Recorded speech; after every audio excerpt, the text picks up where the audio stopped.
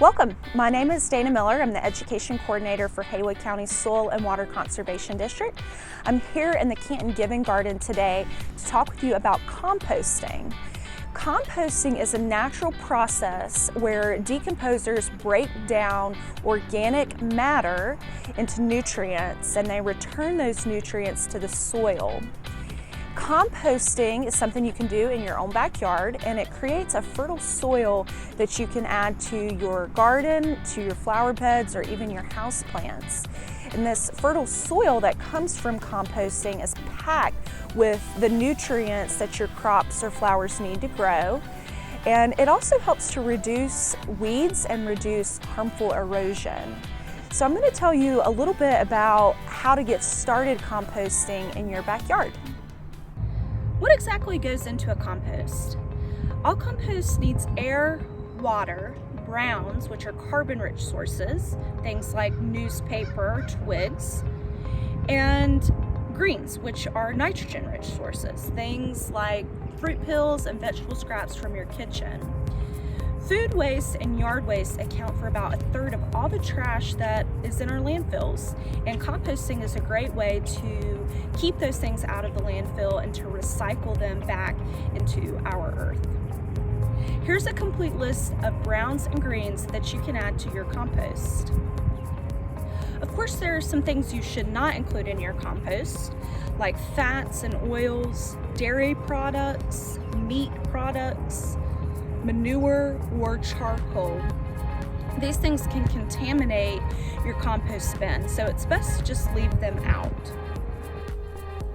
The first step in composting is choosing the right bin for you. Bins come in a variety of shapes and sizes, like this round bin that you can rotate, or this open bin that has 3 compartments. If you're not quite ready for a bin like this, that's okay. You can start with something smaller, like a plastic tub with holes poked in it, or even a 2-liter soda bottle for just experimenting with composting. Whenever you've chosen your bin, it's best to leave it outside at least 6 feet away from your home or any other wooden structures. It's great if it's near a water source because you're going to be adding water to your compost pretty regularly. And it's good for it to be somewhat shaded. Once you've got your bin picked out, you're ready to start composting. And remember, composting is something that can be as hands-on or hands-off as you want it to. Let me show you how to set up your compost bin. Think of composting like making a lasagna or a layer cake. You want to start with 4 to 5 inches of browns, then add a little bit of soil from your yard. It's important that you don't add any potting soil to your compost because the soil from your yard has all those decomposers in it that you need to break down your organic material. Put a little bit of water on your browns and your soil, and then add 2 to 3 inches of greens. If you're working with a smaller bin, just use the ratio 2 to 1 for browns to greens, and then you can scale it however you like. Continue adding water and soil on each layer of browns and greens. Top with browns and then let it sit.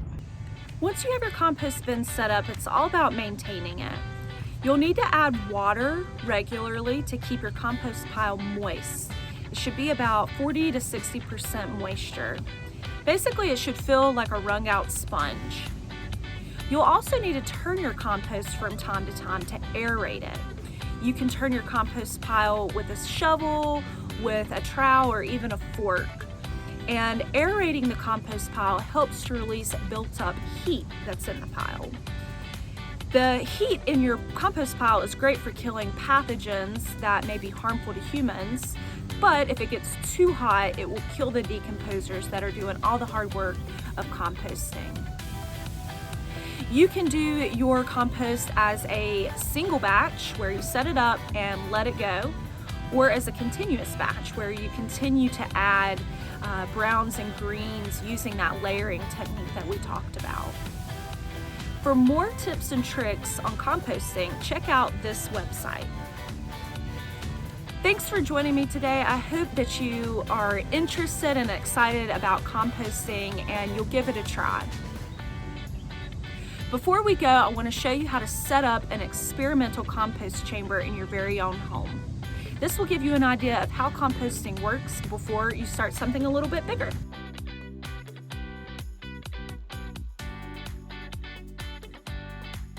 Start with an empty 2-liter bottle and a sharp knife or box cutters. Mark where you're going to make your cut. Use the box cutters to make your cut. You should have 2 separate pieces. Next, add soil from your yard to your compost chamber. The soil cannot be potting soil because it won't have the important decomposers in it. On top of the soil, add some browns like this newspaper. Remember, browns are a carbon-rich source for your compost. Sprinkle with a little more soil from your yard and water.